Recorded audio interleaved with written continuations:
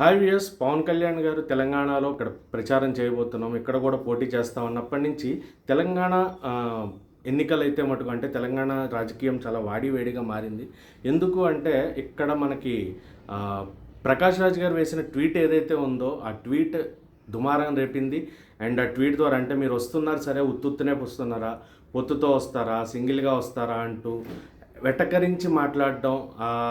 దాని గురించి ఆల్రెడీ బండ్ల గణేష్ గారు ట్వీట్ వేశారు. బండ్ల గణేష్ గారు ట్వీట్ వేసిన తర్వాత మళ్ళీ నాగబాబు గారు ఇంకో ట్వీట్ వేయడం జరిగింది. దానికి కౌంటర్గా మళ్ళీ ఆర్జీవీ గారు ఇంకో ట్వీట్. సో నాగబాబు గారు ఏమన్నారంటే, నాయకుడి మాట వినాల్సిందే, నాయకుడు మెయిన్ ఇంపార్టెంట్, ఇక్కడ నాయకుడు మాటకి ఎవరు అడ్డు చెప్పడానికి లేదు అంటే ఆయన ఉద్దేశం ఇక్కడ మనకు క్లియర్గా చెప్తుంది ఏంటంటే నాయకుడు అని అంటున్నారు. నాయకుడు అనేవాడు రాజు అని ఆయన ఎక్కడా చెప్పలేదు. కిరీటం ఉండాలా లేదా అనేది కూడా ఆయన ఎక్కడా చెప్పలే. రాజు అని చెప్పలే. నాయకుడు అనేది 5 ఏళ్ల పాటు ప్రజలు తాము నమ్మి ఓటేసిన వ్యక్తి. సో ప్రజలందరూ ఓటేస్తే గెలిచిన వ్యక్తి. ప్రజలు అడిగితే సమాధానం చెప్పాలి తప్ప ఇలాంటి వెధవ ప్రశ్నలకి పిచ్చి పిచ్చి ప్రశ్నలకి సమాధానాలు చెప్పాల్సిన అవసరం లేదు. ఎవరు ఓటేసిన వాళ్ళు ప్రజలు ఓటేసిన వాళ్ళు అడగాలి, వాళ్ళు ప్రశ్నించాలి మీరు ఏం చేశారు అని. ప్రజలు సాటిస్ఫైడ్ ఉండి అండ్ ఇలాంటి పిచ్చి పిచ్చి క్వశ్చన్స్ వస్తూ ప్రకాష్ రాజ్ కానీ ఆర్జీవీ కానీ రీసెంట్గా రాహుల్ రామకృష్ణ ట్వీట్ కూడా చాలా వైరల్గా మారింది. నేను ఇది ఒక అభిమానిగా అడుగుతున్నాను, నన్ను దేశద్రోహిని చేయొద్దు. ఎవరు దేశద్రోహిని ఎవరు చేస్తున్నారు? అండ్ ఇక్కడ రాజు అంటే కిరీటం పెట్టుకున్నవాడు లేదా దేశాన్ని పాలించేవాడు ఇది కాదు. రాజు అంటే ప్రజల మన్ననతో ప్రజలందరూ ఓటేసి ప్రజలందరూ ఏకగ్రీవంగా ఒకరిని ఎంచుకుంటే 21కి 21 స్థానాలు గెలుచుకుని 100% ఆధిక్యంతో నిలబడిన పార్టీ జనసేన పార్టీ. అలాంటి పవన్ కళ్యాణ్ గారి గురించి ఆయన తెలంగాణలో పార్టీ పెడుతున్నారు అనగానే, ఎలక్షన్స్లో పాల్గొంటున్నారు అనగానే వీళ్ళందరికీ ఎందుకంత భయం?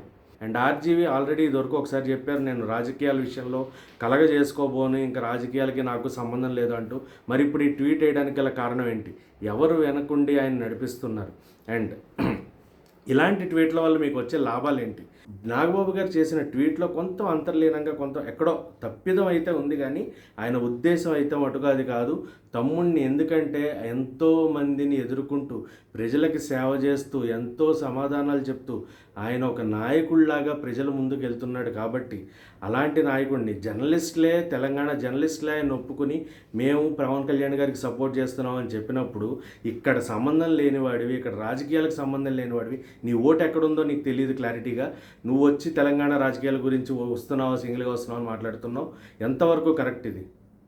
అలాగే ఆర్జీవీ, నువ్వు ఓటేసేది ఉందా లేదో తెలీదు, నువ్వు అసలు ఓటేస్తావో లేదో తెలీదు, నువ్వు వచ్చి మళ్ళీ నాయకుడు కాదు అంటూ నీకు నచ్చినప్పుడు ఆ వ్యక్తి గురించి తెలుసుకుని మాట్లాడు. లేదా ఆ వ్యక్తి ప్రజలకి చేయలేనిది ఏదన్నా ఉంటే ఏం చేయలేదు. ఈ 3 సంవత్సరాలుగా గత 2.5 సంవత్సరాలుగా ఆంధ్ర రాష్ట్రానికి జరిగిన నష్టం ఏంటి, వాళ్ళు ఎలాంటి ఇబ్బందులు పోనీ అవన్నీ తెలుసుకుని దాని గురించి మాట్లాడాలి తప్ప నోరు ఉంది కదా ట్వీట్లు వేయొచ్చు కదా అని ఇష్టం వచ్చినట్టు ట్వీట్లు వేస్తే చూస్తూ ఊరుకునే వాళ్ళు ఎవరూ లేరు.